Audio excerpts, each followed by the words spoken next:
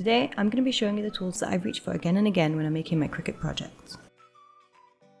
I call this my box of basics. You don't have to store it in a box. My current setup, I have like a small tray right under my desk which I can just like stick my hand down and grab the tool that I need. A small box is definitely very useful if you haven't got a dedicated craft space and you're taking out your machine and your tools every time you want to sit down and use it. So a small box like this is very useful to keep all the tools together in one place. This is the IKEA Kugis, the smallest size, 13 by 18 by 8 centimeters or 5 by 7 by 3¼ inches. It comes with a little lid, which again is useful if you're putting it back and storing it all the time. If you're keeping it out, I prefer to use it without a lid so that everything inside is just easily accessible and you can just pull out whatever you need right away. So let's go going through the tools that you need to use with your Cricut. I'm going to go through them in the order of when you would use them when you're making a project from start to finish, and I'm going to point out which ones I think are absolute essentials, which ones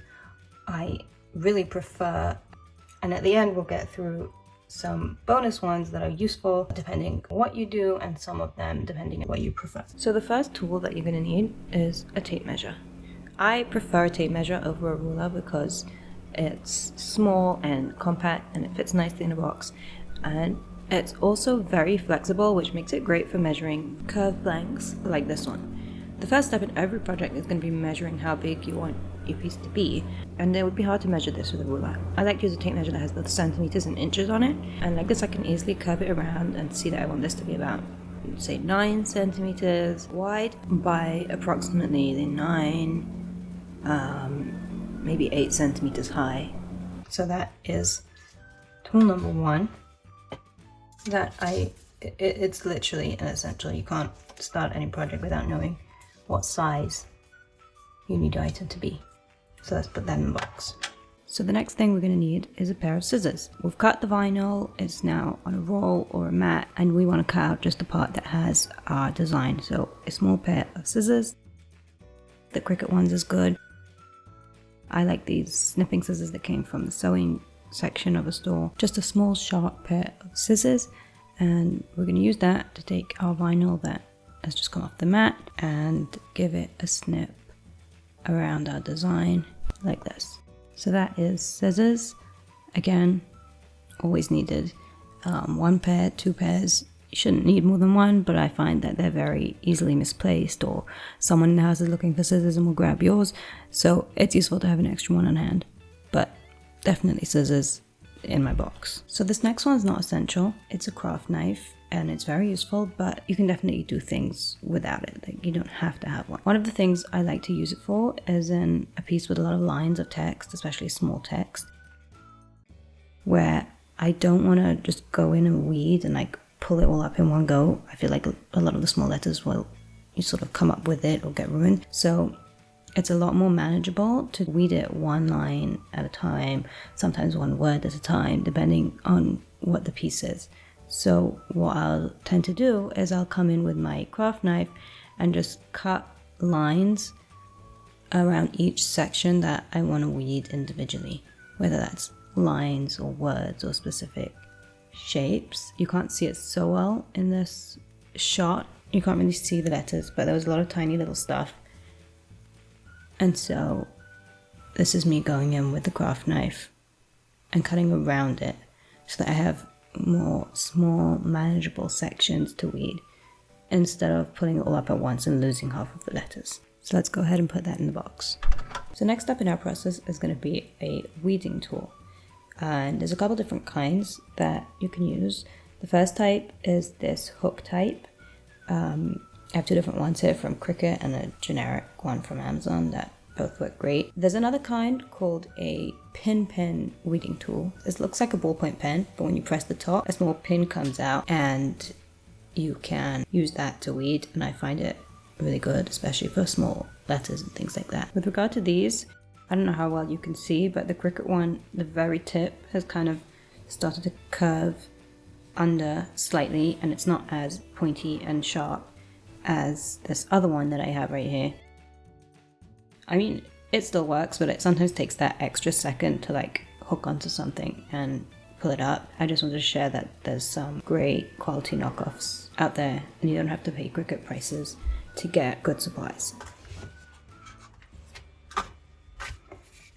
So we can come in with that and start to weed and take off all the excess vinyl. And this is, you're going to need this whether you're using you know, adhesive vinyl or iron-on HTV,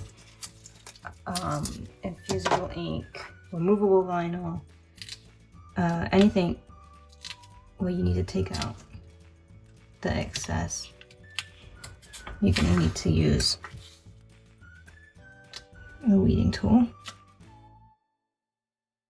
And that's the weeding done. Now you'll notice while I was weeding this, I was busy sticking all the bits to my finger, which is fine when it's just, you know, 5 small pieces, or when it's adhesive vinyl and it actually sticks.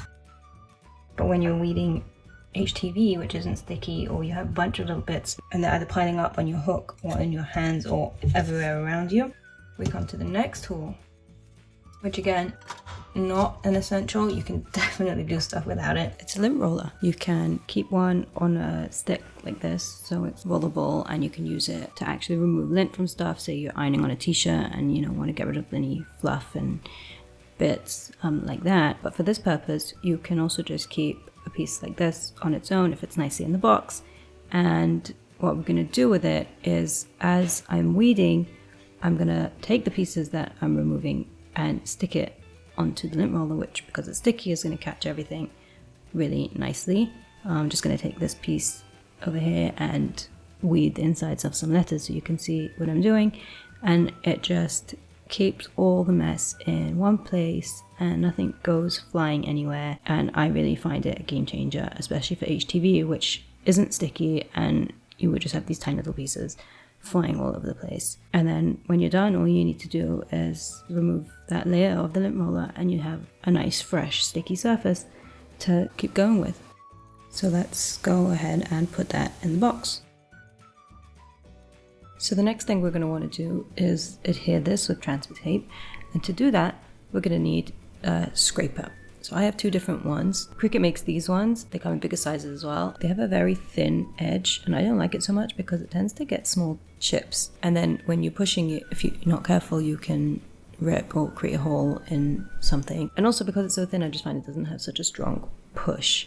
Whereas something a bit bigger and thicker like this one has a much firmer, stronger push, and there's no worry about creating any damage. So I tend to use this one much more.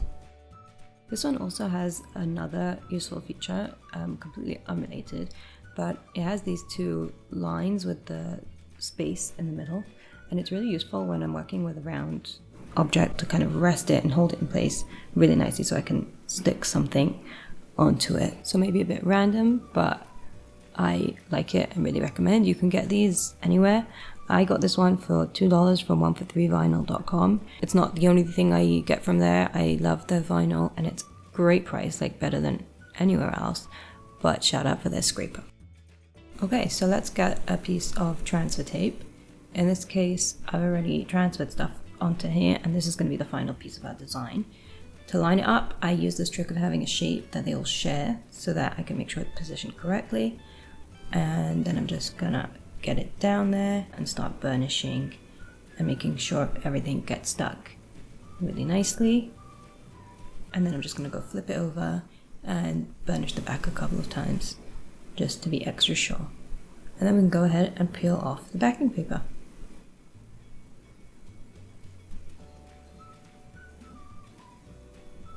Before we move on, let's just get these scrapers in the box.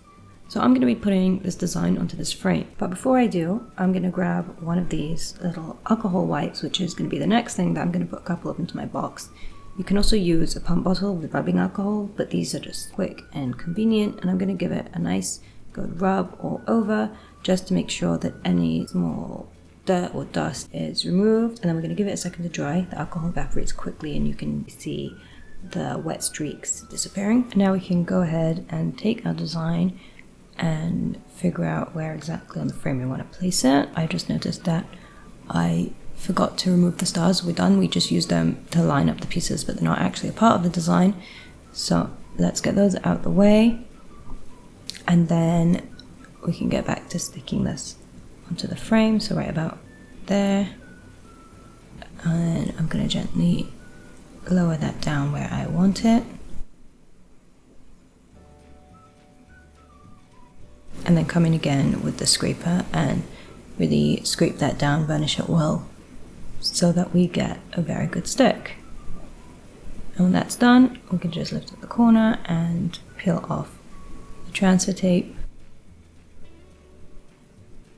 And there we go.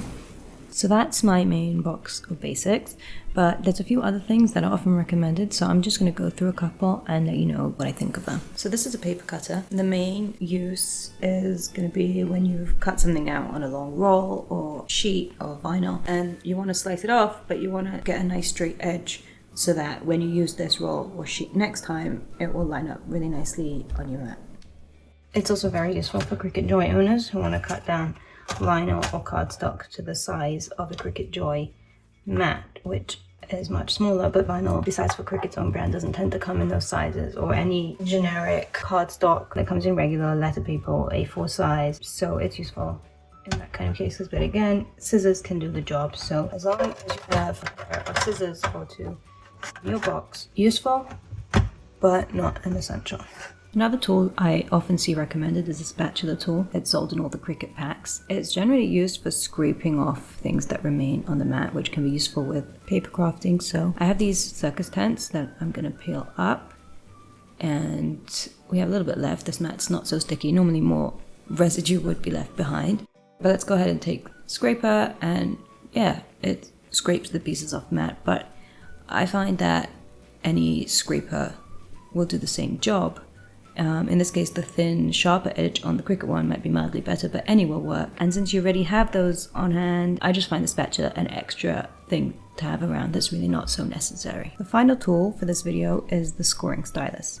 It's used to score sharp lines and folds in cardstock or paper for paper crafting, and it's very useful. If you plan on doing a lot of paper crafting, then I would definitely highly recommend it.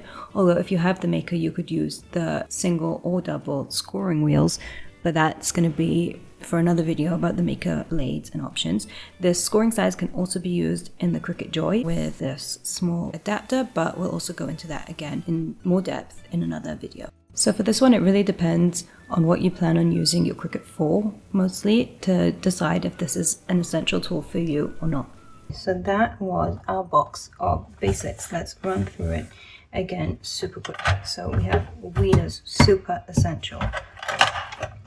We have scrapers, again, super essential. We have scissors, absolute yes. And we have tape measure, definite need. And I would say that these 1, 2, 3, 4 things are the things you absolutely need the most with your Cricut crafting. Then we have super useful X-Acto knife and lint roller, and finally the alcohol pads. If you're wondering which materials you might need to get started, keep an eye out for a future video coming very soon, and we're going to go through all of that.